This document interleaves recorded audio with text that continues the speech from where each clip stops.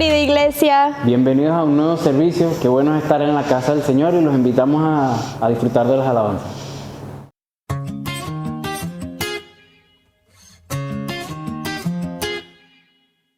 Eres el fuego que me enciende, eres la llama que arde en mi ser. Mi respirar de ti depende. Vivo para ti, solo para ti. Solo tu gracia me sostiene. En todo tiempo, en todo lugar, mi esperanza de ti viene. Vivo para ti, solo para ti. Oh yeah, yeah, yeah, yeah, yeah, yeah. Tu amor no fallará. Oh yeah, yeah, yeah, yeah, yeah, yeah. Jamás me dejarás. Eres más que suficiente. Solo tú estás en mi mente, a mi lado para siempre. Tuyo soy, tuyo soy. Tú has borrado mi pasado. He decidido no volver atrás. Mi historia no ha terminado. Vivo para ti, solo para ti. Oh yeah, yeah, yeah, yeah, yeah, yeah. Tu amor no fallará. Oh yeah, yeah, yeah, yeah, yeah, yeah. Jamás me dejarás. Eres más que suficiente. Solo tú estás en mi mente, a mi lado para siempre. Tuyo soy, tuyo soy. Eres más que suficiente. Solo tú estás en mi mente, a mi lado para siempre. Tuyo soy, tuyo soy.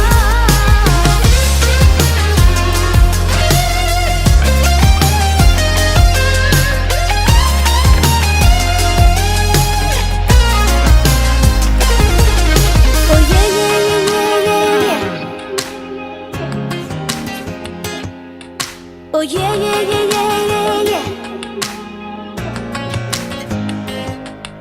Oh yeah, yeah, yeah, yeah, yeah. Oh yeah, yeah, yeah, yeah, yeah, yeah. Tu amor no fallará. Oh yeah, yeah, yeah, yeah, yeah, yeah. Jamás me dejarás. Eres más que suficiente.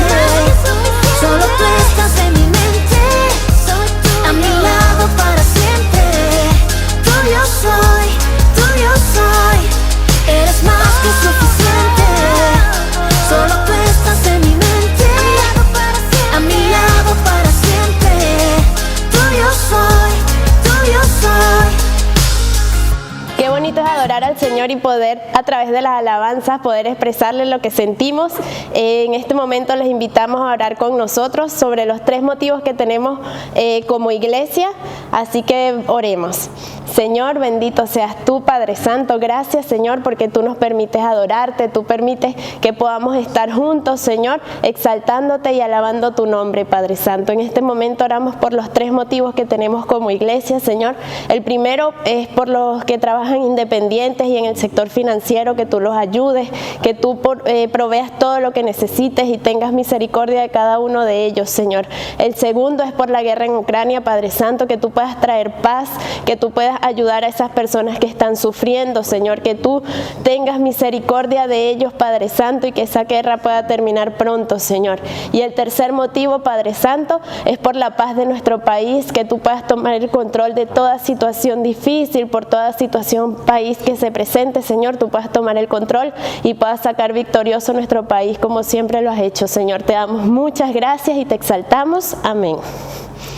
Ahora los invitamos a que disfruten de la palabra del Señor. Saludar a todos, siempre es una bendición, estos momentos son preciosos, demoramos mucho en volver, en retornar, valoramos estos momentos. Segunda de Corintios, capítulo número 4, verso número 7, vamos a leer ahí hasta el verso 11 y vamos a mantener la lectura en ese mismo capítulo, pero la vamos a continuar en el verso 16. Verso 7, capítulo número 4, segunda de Corintios. Dice así: pero tenemos este tesoro en vasos de barro, para que la excelencia del poder sea de Dios y no de nosotros. Y estamos atribulados en todo, mas no angustiados, en apuros, mas no desesperados, perseguidos, mas no desamparados, derribados, pero no destruidos, llevando en el cuerpo siempre por todas partes la muerte del Señor, para que también la vida de Jesús se manifieste en nuestros cuerpos. Verso 16, mismo capítulo. Por tanto, no desmayamos. Antes, aunque nuestro hombre exterior se va desgastando, el interior no obstante se renueva de día en día, porque esta leve tribulación momentánea produce en nosotros un cada vez más excelente peso de gloria. No mirando nosotros las cosas que se ven, sino las que no se ven, pues las cosas que se ven son temporales, pero las que no se ven son eternas. Qué tremenda palabra. Cantábamos una preciosa canción hace un minuto atrás, basada en la salida de nuestros hermanos hebreos del cautiverio egipcio, y cómo llegó un momento en que no había ninguna salida, venían detrás, ¿no es cierto?, sabemos, los carros, y de pronto Dios usa a su siervo, le habla, abre el mar y su pueblo logra pasar. Sabemos también que después que el pueblo de Israel pasa por allí, quiso hacer lo mismo Faraón y su ejército, y entonces Dios dio la orden y vino el agua, se juntó y allí murió, ¿no es cierto? Allí acabó el ejército más grande de la historia de la humanidad en ese minuto. Era el ejército más poderoso. Allí terminó. Eso cantábamos. Y por eso decíamos, yo sé que lo vas a hacer. No sé cómo, pero tú lo vas a hacer. No sé cómo, pero tú lo vas a hacer. Y el apóstol Pablo encarnó probablemente de manera absolutamente fiel y absolutamente práctica este mismo tema del cual estamos hablando en esta mañana. ¿Cómo es posible mantener a flote el gozo, la fe, cuando el agua entra por todos lados? ¿Cómo hacer eso en la vida? ¿Cómo se puede hacer eso? ¿Cómo puedo separar que mis emociones no estén a cargo de mi vida? ¿Cómo puedo lograr que una mala noticia no se adueñe de mi corazón, que no se adueñe de toda mi vida? ¿Cómo puedo lograr comprender y separar estas dos grandes realidades en las cuales todos nosotros vivimos, cada uno de nosotros, todos los días? Por un lado, en la realidad material, y por otro lado, caminamos tomados de la mano del Señor. Y para eso el apóstol lo que hace es simplemente transcribirnos sus propias experiencias. En las experiencias que él nos narra, pudimos nosotros escuchar con atención que la cosa no siempre fue happy. Hablo porque simplemente el apóstol lo explicó y abrió su corazón para todos nosotros. No estamos conjeturando, no estamos llegando a conclusiones subjetivas o analizando o haciendo un perfil. No estamos ocupando nuestra inteligencia para llegar a entender eso. Solamente estamos escuchando un correlato fiel, una crónica leal de lo que ha ocurrido en la historia de una persona que se atrevió a creer con todo el corazón. Y por eso que sorprenden estos primeros versículos. Es una descripción descarnada, real, auténtica. Es un cristianismo auténtico, real, fidedigno. Por eso es que tenemos que estar siempre atentos, alertas como iglesia ante los engaños y las mentiras de nuestro tiempo. Llamarse apóstol significó para el apóstol Pablo la persecución, el hambre, la desnudez. Significó para él las amenazas de muerte. En más de una ocasión él dijo, nos dimos por muerto, naufragó. Dice la palabra del Señor que el apóstol en este momento, cuando él está escribiendo estas palabras, está resumiendo todo toda una vida de adversidades, de situaciones muy complejas, y no porque él estaba haciendo las cosas mal, sino porque él estaba llevando la palabra a otros lugares, y a todo lugar donde alguien le recibía, él iba con la palabra, bendecía, les predicaba a Cristo y los llevó a Cristo, y levantó iglesia en muchos lados. De hecho, fue el discípulo, el apóstol, como quiera llamársele, más productivo, con más fruto de todo el Nuevo Testamento. De hecho, gracias al ministerio de él, nosotros estamos aquí y hemos conocido a Cristo. Hasta antes de él, todo se concentraba en Jerusalén. Después de él simplemente fue a los gentiles, nosotros, y alcanzamos esa gloriosa salvación gracias al ministerio de este hombre que comenzó justamente con esta pesadilla temporal.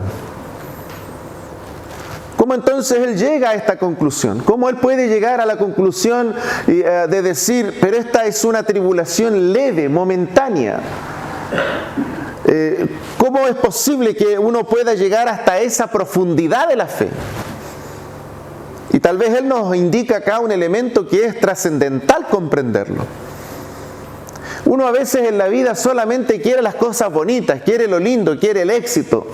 A veces nos gusta escuchar los testimonios porque en los testimonios subyace siempre esa idea que requerimos a veces todo hombre y toda mujer de cómo alguien le puede ganar a la adversidad, de cómo alguien puede derrotar, ¿no es cierto?, la oposición, de cómo alguien puede torcerle la mano al poderoso, a la poderosa. ¿Cómo es posible que esto pueda ocurrir? Y por eso es que todos necesitamos, ¿no es cierto?, películas, series, novelas, historias, testimonios. Siempre va a ser una necesidad humana que alguien nos inspire que las cosas se pueden hacer no importando el costo personal. Y miren ustedes cómo él lo describe. Él dice, mira, esto es simple de entender, complicado de hacer, pero simple de entender. Y establece una máxima. Y él dice, si yo quiero participar de la gloria de Jesús, si yo quiero participar del reino, si yo quiero estar con el Señor, si yo quiero habitar con Él eternamente, si yo quiero que ese lugar de privilegio sea mío, entonces yo tengo que imitar a Jesús. Yo tengo que ir detrás de Jesús. Él está diciendo, no es posible, no es compatible que yo tenga una forma de vida, una manera de vida distinta de Jesús para llegar a ser como Jesús. Eso no es posible.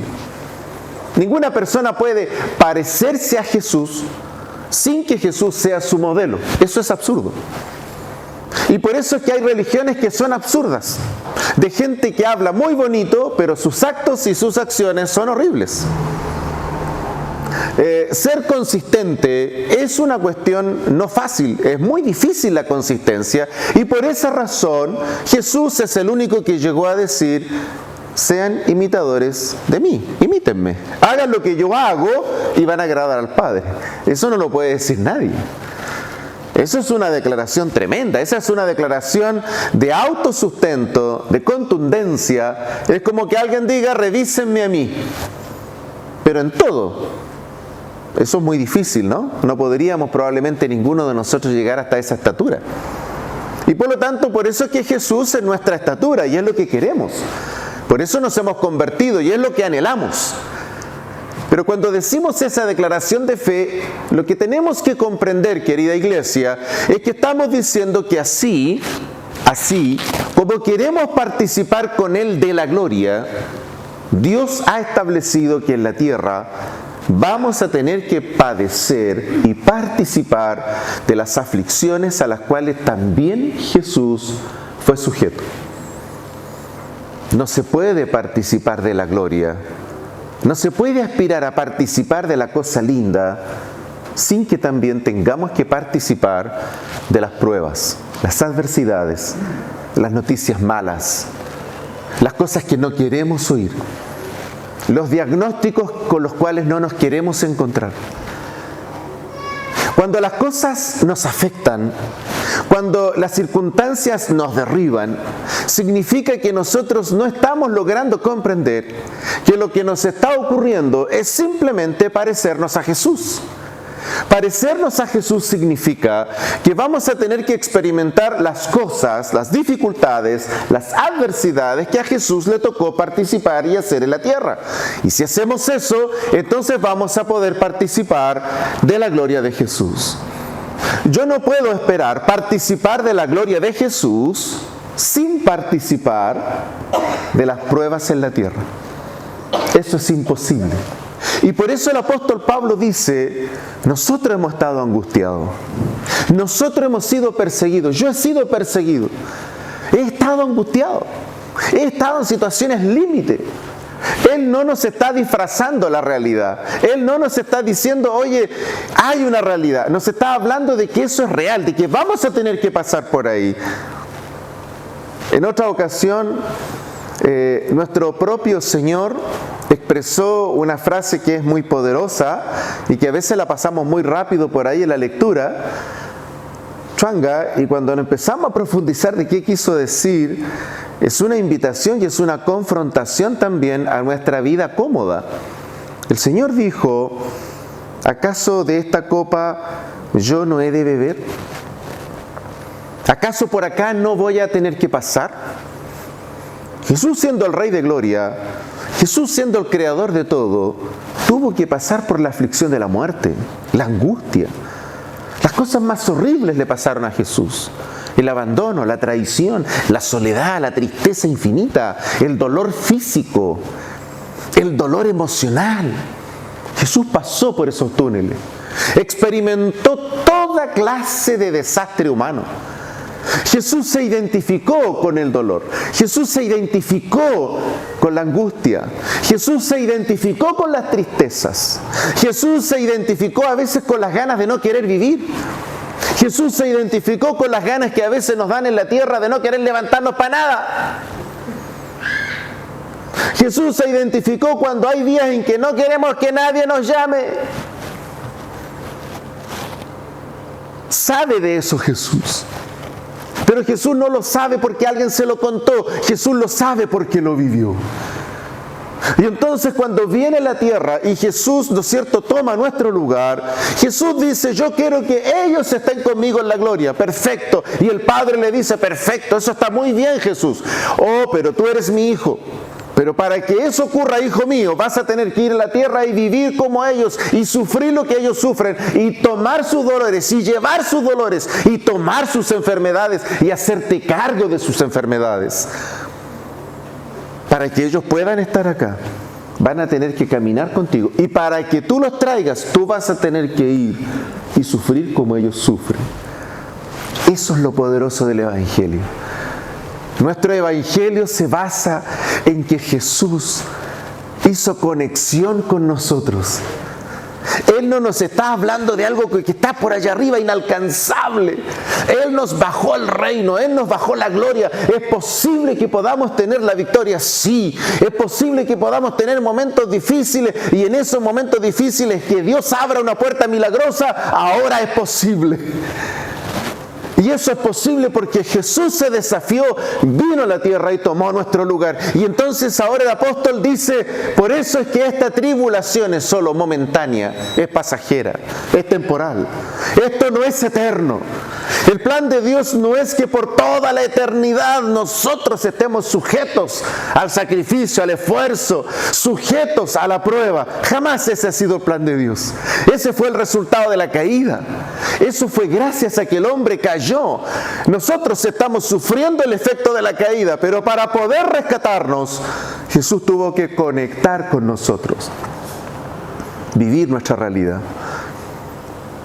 Yo quisiera detenerme en este versículo maravilloso que describe a la perfección cómo el apóstol llegó a entender el plan del Padre. Miren conmigo, por favor, miren el 16. Por tanto, no desmayamos. Antes, aunque este hombre exterior, esta mujer exterior, se va desgastando, ¿cómo no quisiéramos atrapar la juventud? ¿Cómo no quisiéramos que nuestros huesitos fueran como cuando teníamos 10, 12, 9 años, 7 y el cuerpo era elástico? Yo de pronto quedo ahí empalado viendo cómo mis nietos caen, se levantan. Parecen estos monitos que pum, pum, se levantaron. Ayer yo veía a uno de mis nietos darse vuelta para allá, para acá. Yo decía, ¿cómo lo hacen? Porque no podríamos hacer esas cosas hoy día. Si yo hiciera algo así, quedaría 30 o 40 días listo para una sesión de kinesiología larga. Como quisiéramos atrapar ese rostro lindo de hace 10, 20, 30 años atrás. Como quisiéramos, ¿no es cierto?, a veces no necesitar 2 kilos o 3 kilos de maquillaje o de máscara para poder ocultar la realidad de lo que le ocurre a veces a nuestra piel y al paso de los años. Como quisiéramos, ¿no es cierto?, no haber concentrado esa grasita de más. Qué problema, ¿no? Qué problema. Yo dejé de sufrir cuando me di cuenta que era acumulación de líquido. Bueno, no sé ustedes, pero yo me di cuenta que yo acumulo líquido. Estoy salvado. Pero cómo quisiéramos que eso, ¿no es cierto?, no ocurriera jamás. Pero él dice, no, dice. Él dice, admite. Y una de las cosas preciosas del Evangelio es el realismo, la realidad. No la que te muestra una pantalla, no la que escribe un autor, no la que dice alguien influyente, no lo que habla un influencer. La realidad está en la palabra, la realidad es Dios. Jesús dijo que Él era la verdad. La realidad es el plan de Dios. Nos han mentido, nos han hecho creer cosas distintas, pero la realidad está en la Biblia. Y Jesús dice en su palabra, y el apóstol está diciéndonos ahora, que este hombre externo, que esta mujer externa, se tiene que ir desgastando. Eso es lo normal. Que alguien quiera ser eternamente de 25 es anormal. Esa persona está enferma. Esa persona necesita ayuda. Porque no está conectada con su historia de vida. No logra comprender su proceso natural, normal. Ese es el proceso natural y normal. Él está diciendo, nuestro hombre exterior se va desgastando. Él lo está admitiendo y está diciendo que ese es el proceso y esa es la ley de Dios, a la cual Dios sujetó toda la creación para luego tener de toda la creación misericordia. Pero lo primero es que este cuerpo se tiene que desgastar. Y luego no termina allí y dice que el hombre interior se renueva de día en día. Está diciendo que las adversidades, está diciendo que las complicaciones de la vida no pretenden hundirme, no pretenden generarme ansiedad. Dios no pretende con eso que yo tenga siempre, ¿no es cierto?, crisis de angustia, de soledad, o simplemente yo me abandone a la sensación de que nadie a mí me ama. Lo que Dios está buscando con nuestras crisis o permitiendo que esas cosas ocurran no tiene como objetivo aplicar el dedo en la llaga o ponerlo en las cosas en las cuales yo soy vulnerable. Eso nunca ha estado en el corazón de Dios. Dios está buscando otra cosa. Dice la palabra que mientras el hombre de afuera, la mujer de afuera se va desgastando, porque no podemos evitar que las adversidades afecten nuestro cuerpo. No podemos evitar que el estrés condicione nuestro cuerpo. No podemos evitar que la vida que llevamos hoy, las exigencias que tenemos, a veces las metas que hay que cumplir que son horribles, no tengan efectos en nuestra salud.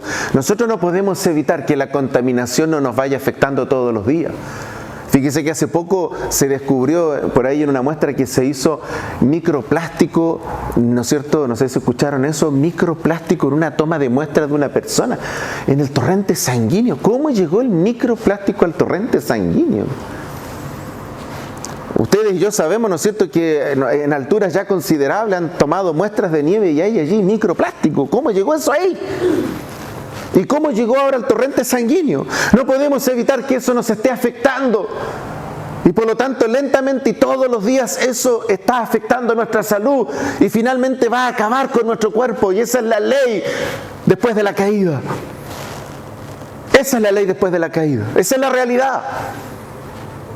Lo que ocurre es que muchas veces cuando enfrentamos esa realidad nos olvidamos que esa es la realidad. Y por eso dice el apóstol, pero de eso se tratan los momentos difíciles. Que nuestro hombre interior, nuestra mujer interior, eso que Cristo mora en mí, vaya creciendo cada vez más Cada vez que ocurre una y otra prueba, en cada prueba Dios revela su palabra, su gracia, su salida, sus respuestas preciosas, cómo yo dependo de Él, cómo la oración tiene poder. Cómo es verdad que muchas veces cuando no sabemos por dónde va la micro, Dios siempre nos muestra una salida. Y que esa salida no siempre es la que yo veía, no siempre es como yo pensaba, pero siempre fue como Él quiso. A veces nos ha dado salida de donde menos pensábamos y Dios movió las piedras y apareció la salida. ¿Cómo es que hemos aprendido que muchas veces en medio de la enfermedad lo tenemos a Él y que efectivamente Dios puede intervenir aún en nuestras enfermedades y que hay aquí testimonios gloriosos en que han ido después y con certificados en mano y exámenes en mano, ahora no haya nada? ¿Por qué lo sabemos? Porque después de un proceso de enfermedad Dios se glorificó y nos mostró que Él tenía el poder para derrotar la enfermedad. Pero para que eso llegase, primero hubo una crisis, hubo una prueba. Hubo un momento en que pareció que no había salida. Por eso es precioso lo que cantábamos. No sé cómo tú lo vas a hacer, pero yo sé que tú lo vas a hacer. Tú lo vas a hacer. La prueba lo que tiene que producir en nosotros es justamente cada vez una fe más fuerte, una fe más profunda, una fe más enraizada en la palabra. Lo que va a ocurrir cuando entendemos esta palabra es que cada vez ese peso de gloria, esa palabra que mora en nosotros, esa autoridad de Dios en nosotros va a ser mayor. Partimos al revés, po. Cuando nosotros cada uno nos convertimos al Señor, nos costaba creer, po. Nos era muy difícil orar aunque sea un minuto. Era muy complicado leer la Biblia, no la entendíamos nada. Así partimos todos, ¿no? La mayoría. No entendíamos nada. No comprendíamos cómo era posible que nos pasaran a veces cosas malas, pero ¿cómo si Dios está en nosotros? Porque seguíamos viendo la fe con la cabeza, no con la Biblia, no con la fe, no con el corazón. Seguíamos creyendo con la cabeza. Yo no sé a cuántas personas me ha tocado oír, es que pastor, esto me hace sentido, yo los corrijo de inmediato. Es que esa fe no la tienes que usar jamás, esa es la peor fe. La fe de la cabeza no sirve. La fe que sirve es la del corazón. Hay que creer con el corazón, no con la cabeza. No tiene por qué encajarte. Si yo le preguntara a Pablo, ¿te encajaron las pruebas y las adversidades? No, no me encaja. ¿Cómo es posible que el Señor haya permitido que yo naufragara? ¿Cómo es posible que me mordió una serpiente venenosa y estaban todos esperando que yo me muera? Si yo le aplico la fe racional al apóstol Pablo, no encaja. ¿Cómo es posible que él lo mandó a predicar y más encima lo querían matar? Porque la fe no es racional, pues la fe no es de la cabeza. Las soluciones no vienen por donde yo a veces pienso en la cabeza. Las respuestas no vienen por cómo yo creo en el mundo de mi cabeza que van a ocurrir. Su gloria preciosa no se revela en mi cabeza. Su gloria preciosa se va a revelar a nuestros corazones, a nuestro espíritu, a nuestra alma. El Dios de nuestra alma, el Dios de nuestra fe nos va a pastorear en el alma, en lo más profundo de nuestro ser. Ahí nos mostrará su reino y ahí nos mostrará su gloria. Y por eso dice la Biblia, cada vez que enfrentamos cosas adversas, el resultado será cada vez un peso de gloria mayor. Más palabra, más gloria, más comprensión, más firmeza en la palabra. Menos me quiero mover de ti, Señor. Eso es lo que va a producir. Querida iglesia, quisiera terminar con las palabras del apóstol. No mirando las cosas que se ven, sino las que no se ven. No mirando las cosas que se ven, sino las que no se ven. Cuando el agua empieza a entrar al buque, generalmente las personas lo que hacen es, comienzan de inmediato a correr para ver cómo le ponen parches a esa agua que entra. Y eso es lo que no hay que hacer. La atención no puede estar en aquello que produce la crisis. La atención no puede estar en aquello que originó la crisis. La atención no puede ser el análisis racional de cómo llegué yo hasta ese punto. Eso no sirve. Lo que está diciendo el apóstol es que eso no sirve. El apóstol está diciendo que lo que de verdad sirve es dejar de mirar la cuestión humana, es dejar de mirar lo que mis ojos ven. Mis ojos pueden ver que algo se rompe, mis ojos pueden ver que el auto se chocó, mis ojos pueden ver que no me dieron más empleo, mis ojos pueden ver una realidad material, mis ojos pueden ver la traición, mis ojos pueden escuchar esto, aquello, en fin. En sentido figurado estoy diciendo que mis ojos son aquellos que me hacen sentido de las cosas que me rodean. Son mis sentidos. Eso que le da racionalidad a la vida, eso que le da sentido a las cosas. Eso que le da explicación a las cosas, el mundo material, el mundo real. Y dice el apóstol, cuidado. No hay que mirar esas cosas. Hay que mirar las cosas que no se ven. Cuando Job enfrentó su momento de tragedia máxima, todo el mundo le empezó a decir, pero ¿y dónde estaba tu Dios? ¿Pero qué pasó aquí? Otros le dijeron, Job, tal vez alguno de tus hijos pecó. Otro por ahí le dijo, ¿no tendrás pecados ocultos? Cada uno interpretaba la desgracia de Job, porque cada vez que hay pruebas y adversidades, a las personas les fascina interpretarlo y darnos algún remedio o alguna receta. Ese es el peor camino de todos. Entonces Job dijo, yo no sé acá lo que está pasando, pero una cosa sé, dijo, yo sé que mi Redentor vive y que algún día Él me levantará. Esa fue la fe de Job y la mantuvo durante toda la prueba. Y lo repitió muchas veces, yo sé que mi Redentor vive y que llegará un día que Él me levantará. Eso ocurrió. Llegó el día en que Dios levantó a Job y la Biblia dice que tuvo mucho más que lo que tenía al principio. Si caminamos, depositamos nuestras emociones, anclamos nuestros corazones a lo que mis ojos ven, vamos a tener siempre problemas con Dios. Vamos a tener siempre problemas con nuestras emociones, nos vamos a deprimir, vamos a abrir la puerta para la tristeza. Yo no sé cuántas veces me ha pasado que hemos retrasado el viaje por distintas razones. Me ha pasado más de una vez. Y yo más de una vez he dicho, pero chuata, voy un poco atrasado. Y después cuando paso por ahí, 2 o 3 minutos antes, 5 minutos antes, un tremendo accidente.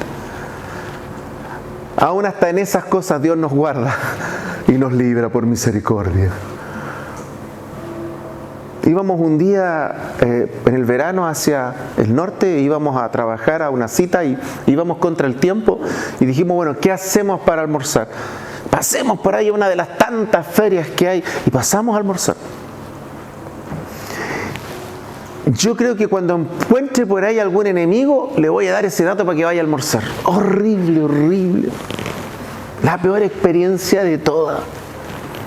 Demoró 1 kilo, lo que se suponía era para mejor, terminó como un desastre. Nos fuimos de ahí con una sensación horrible. Tomamos una mala decisión. Y bueno, dijimos vamos a trabajar y después de trabajar ya veremos a la cena, pero ahora vamos. Y fuimos. Y calculamos el tiempo y íbamos viajando y yo le dije a la Cristi, oye, perdimos 40 minutos, los perdimos. Ese fue mi comentario. Y cuando vamos enfilando hacia la carretera, un tremendo accidente con muertos, carretera cortada. Y yo me bajé para preguntar qué había pasado.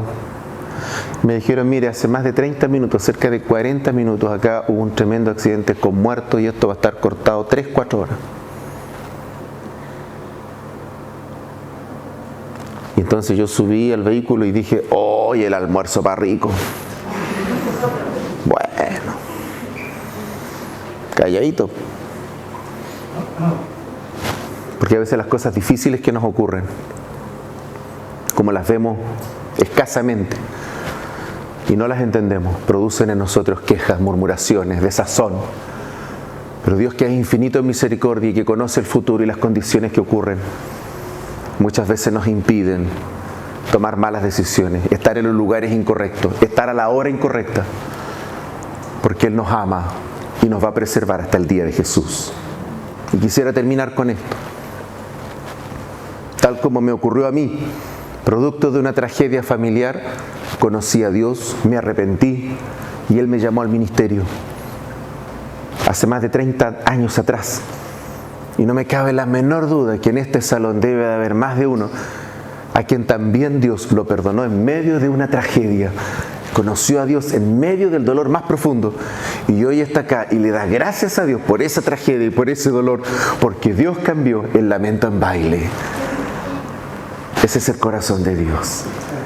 Que Dios nos ayude para tener ese corazón, para vivir la vida con los ojos de Dios y no con nuestros sentidos que nos engañan, nos mienten y a veces son los grandes causantes de nuestros dolores. No es Dios el que causa el dolor. Dios vino a amarnos, no a que padezcamos. Dios vino a sanarnos, no para que nos enfermemos. Dios vino a perdonarnos, no a condenarnos. Dios vino a restaurarnos, no a que nos bajoniemos. Su plan perfecto es bendecirnos, prepararnos para su gloria, pero estableció una máxima: no es posible participar de la gloria de Jesús si no participamos también de los padecimientos de Jesús en la tierra. Cuando vuelvas a enfrentar estos episodios y te acuerdes de esta hermosa alabanza que hemos cantado en esta mañana, recuerda esta palabra. Lo único que está ocurriendo en ese momento adverso en donde no ves nada y no sabes por dónde va la micro, allí mi Padre está formando a Cristo en tu corazón, y después que esto pase, el peso de gloria, la palabra en ti, la respuesta en Dios, que traerá sobre ti una fe aún mayor que la que tenías al principio de la prueba. ¿Se va a desgastar tu hombre exterior? Sí, se va a desgastar. Pero a cambio de eso, tu hombre interior, tu mujer interior, será más fuerte, creerá más, amará más a Dios y tendrá más claro hacia dónde Dios nos está llevando en este precioso peregrinaje rumbo a la gloria para morar eternamente con Él. Padre, te adoramos en esta mañana. Qué palabra más tremenda tú nos das. Qué manera más profunda de interpretar lo que nos rodea. Estamos sujetos a nuestras emociones. A veces todas nuestras vidas han sido a través de las emociones y nuestras miradas temporales, y nos han llevado al dolor, al sufrimiento, a las depresiones, a las soledades, por no entender tu palabra. Y en esta mañana te adoramos por esta hermosa palabra. Así como cantábamos hace un rato, no sé cómo lo harás, pero tú lo vas a hacer. Siempre obras en favor de tu pueblo. Siempre tú nos vas a sorprender. Pero es parte de tu plan, es parte de tu propósito. Que así como vamos a disfrutar la gloria juntamente con tu Hijo, así también tu Hijo vino a la tierra para padecer junto con nosotros, para que a través de esos padecimientos Cristo Jesús se forme en el corazón de cada uno de nosotros. Oramos en esta mañana para que la palabra traiga mucha fe, mucha fortaleza, mucha claridad hacia dónde tú nos llevas, y le dé sentido y podamos interpretar lo que nos rodea, no como lo hacemos con nuestras cabezas, nuestras propias conclusiones, filosofías o tradiciones humanas, sino como tú lo dices en tu palabra. Es necesario, es correcto pasar por estas adversidades para que también un día podamos experimentar la gloria a la cual tú nos has llamado junto a tu Hijo. Tu gracia y tu amor nos conduzcan, y al adorarte y al cantar en esta mañana una vez más queremos hacerlo y expresar, Señor, aquello que hace un momento decíamos: no sé cómo, pero tú lo harás, y lo que vas a hacer es que abrirás el camino, abrirás el mar, abrirás una y otra vez cuantas veces sean necesarias hasta que lleguemos a tu presencia. Se va a desgastar nuestro hombre interior, se va a desgastar nuestra mujer interior, pero nuestro hombre y nuestra mujer interna, la del Espíritu, crecerá, será fuerte, maduro, madura, y podrá entender lo que nos rodea a través de ti, Señor, de tus ojos. Tus ojos, Señor, son los que de alguna y otra manera siempre nos van a conducir a tu corazón. Y por eso que oramos en esta mañana, para poder ver la realidad a través de tus ojos y no los nuestros. Tu gracia, tu palabra nos conduzcan, y tu presencia nos pastoreen hacia tu corazón. En el nombre de Jesús. Amén. Si has visto este mensaje y ha tocado tu corazón, te invito a que repitas esta oración con nosotros. Señor, bendito sea tu nombre, Padre. Gracias por este mensaje que tú has traído a nuestras vidas, Dios mío. Te invito a que tú entres en mi corazón, que tú limpies mi vida, que tú limpies mi mente, Padre Santo. Que todo lo que yo haya escuchado en este mensaje lo pueda poner en práctica, Señor. Y que tú inscribas mi nombre en el libro de la vida y nunca lo borres de él, Padre Santo. Que tú siempre estés en el control de mi vida, de mi familia y de todo lo que yo haga, Señor. En el nombre de Jesús te doy muchas gracias. Amén. Nos vemos, iglesia. Hasta luego. No sé cómo lo vas a hacer, pero tú lo harás. No sé cómo lo vas a hacer, pero tú lo harás. Eres fiel a tus promesas de alfa, omega, principio y final. Victoria nos das. No sé cómo lo vas a hacer, pero tú lo harás. Cuando caos hay, tú siempre tienes un plan. Y cuando hay temblor, tu iglesia permanecerá. Nada podría sorprenderte y nada te hará retroceder. Y cuando llegue el fin, el mismo infierno temblará.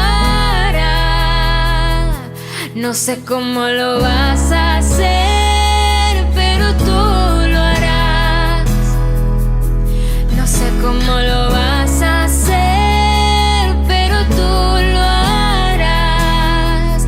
Eres fiel a tus promesas de alfa, omega, principio y final. Victoria nos das. No sé cómo lo vas a hacer, pero tú lo harás. De Egipto nos libraste, partiste en dos el mar. La libertad comprada fue, la historia acaba en ti. Y el Jordán cruzamos, dejando todo atrás. La libertad comprada fue, la historia acaba en ti. No sé cómo lo vas a hacer, pero tú lo harás. No sé cómo lo